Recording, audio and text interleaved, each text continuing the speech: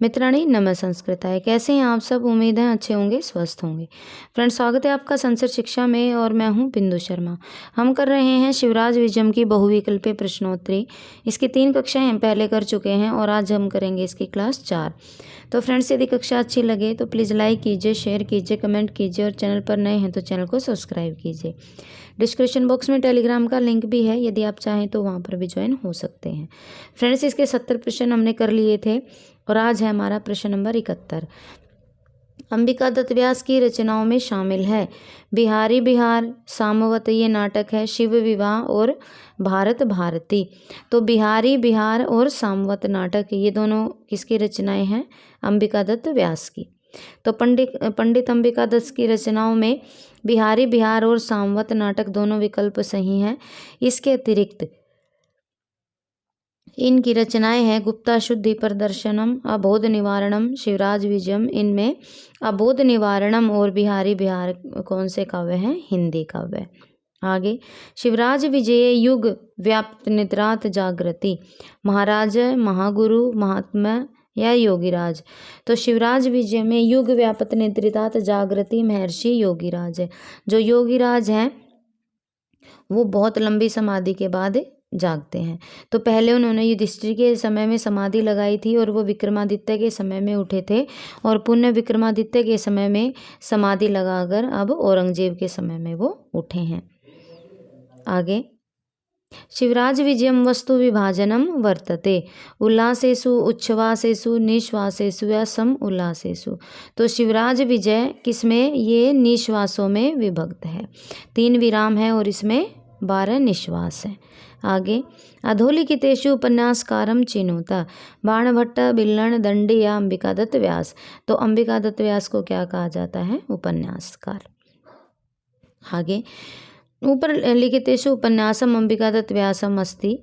तो अंबिका दत्त उपन्यासकार हैं और बाणभट्ट की रचना है कादंबरी, बिल्हण विक्रमादेव चरितम और दंडी की दश कुमार चरितम है और अवंती सुंदरी कथा भी है।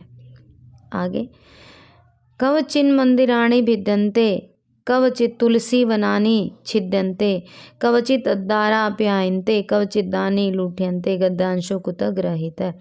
तो कहीं पर जो मंदिर हैं वो तोड़े जा रहे हैं, कहीं पर जो तुलसी के वन हैं वो काटे जा रहे हैं, कहीं पर जो हमारे वेद हैं वो जलाए जा रहे हैं। तो ये सारी चीज़ें कहाँ से ली गई हैं? ये ली गई हैं शिवराज विजय से। और ये जो बातें हैं कौन बता रहा है? ये योगीराज को बता रहे हैं सन्यासी गुरु। जो सन्यासी गुरु हैं, जो गौर सिंह और श्याम सिंह के जो गुरु हैं वो बता रहे हैं ये सारी चीज़ें। आगे, शिवराज विजय यवन युवकस्य वध कृतः, शामवटु गौरवटुना गौरसिंहेन या शिववीरेण। तो शामवटु और ये गौर सिंह और शामवटु ये अलग अलग ऑप्शन इन्होंने दे रखे हैं, लेकिन गौर सिंह को ही गौरवटु कहा गया है और श्याम सिंह को शामवटु। तो इसका उत्तर गौरवटु भी हो सकता है और गौर सिंह। तो ये ऑप्शन क्या है इसका? तो शिवराज विजय यवन युवकस्य वध गौर सिंह ने कृत है, जो गौरवटु ने उसका वध किया था। आगे, शिवराज विजय काव्यस्य समारंभो भवति। तो शिवराज विजय का जो काव्य का आरंभ है वो सूर्योदय के वर्णन से प्रारंभ होता है। शिवराज विजय काव्य का जो शुभ आरंभ है सूर्योदय के वर्णन से होता है। अंबिका दत्त व्यास कृत शिवराज विजयम 3 विराम और 12 निश्वासों में विभक्त है। इस उपन्यास का मंगलाचरण नमस्कारात्मक है और विष्णु और माया भगवती यथा सम्मोहितम जगत से होता है और ये भागवत पुराण के 10वें स्कंद से लिया गया है। आगे, शिवराज विजय ये हमने कर लिया है। नेक्स्ट क्वेश्चन है, पंडित अंबिका दत्त व्यासेन विरचितम शिवराज विजयम कम उपलक्ष्यति। तो मुख्यमंत्री शिवराज है, वीर शिवराज है, महादेव शिव है या शिवेन आदलम है या शिवेंदु शेखरम है। तो जो पंडित अंबिका दत्त व्यासेन विरचितम शिवराज विजयम वीर शिवाजी राजा नाम उपलक्ष्यति। वीर जो शिवाजी हैं उनको उपलक्ष्य करके अंबिका दत्त व्यास जी ने ये उपन्यास लिखा है। ये शिवराज विजय नामक ऐतिहासिक उपन्यास 1870 ईस्वी में लिखा गया था, जो काशी से 1901 ईस्वी में प्रकाशित हुआ। ये शिवराज विजय की संपूर्ण कथा 3 विरामों और 12 निश्वासों में विभक्त है और ये ऐतिहासिक उपन्यास है और पांचाली रीति का प्रयोग हुआ है। आगे शिवराज विजय वीरता सीमंतानी सीमंत सुंदर सांद्र सिंदूर दान दे दीप्यमान मान दंडक गौर सिंह योगीराज शिववीरया श्याम सिंह। तो ये किसके विशेषण हैं? ये विशेषण है शिवाजी के, सारे विशेषण हैं। आगे शिवराज विजये अवलंबो रोल कदम्बस्य क चंद्रमा नक्षत्राणि सूर्य या आकाश। तो अवलंबो रोल कदम्बस्य सूर्य को कहा गया है और इसका जो प्रारंभ ही है वो सूर्योदय से होता है, तो प्रारंभ में ही भगवान सूर्य की वंदना की गई है। आगे शिवराज विजय गौर सिंह आसीत 18 वर्षीय 16 वर्षीय 20 वर्षीय या 25 वर्षीय। तो एक 16 वर्ष का युवक होता है गौर सिंह। शिवराज विजय गौर सिंह 16 वर्षीय युवक आसीत, अर्थात शिवराज विजय के अनुसार गौर सिंह 16 वर्षीय एक युवक था और ये एक ऐतिहासिक उपन्यास ग्रंथ है। आगे शिवराज विजय से मंगलाचरण उद्धृतम अस्ति रामायणात भागवतात महाभारतात या पंचतंत्रात। तो ये विष्णु और माया भगवती यथा सम्मोहितम जगतम, ये कहाँ से लिया गया है? ये लिया गया है भागवत पुराण से। आगे शिवराज विजय से रचनाकार विद्यते। देखिए कितने एग्जाम में आया हुआ है। आरपीएससी सेकंड ग्रेड है, यूपी टीजीटी में भी है कई बार 205 11 और इसमें भी 2001 में भी आया हुआ है। तो शिवराज विजय के रचनाकार कौन है? अंबिका दत्त व्यास। आगे ये कर लिया है हमने। शिवराज विजय के रचयिता अंबिका दत्त व्यास हैं। इनका शिवराज विजय 3 विराम और 12 निश्वासों में विभक्त प्रथम ऐतिहासिक उपन्यास है।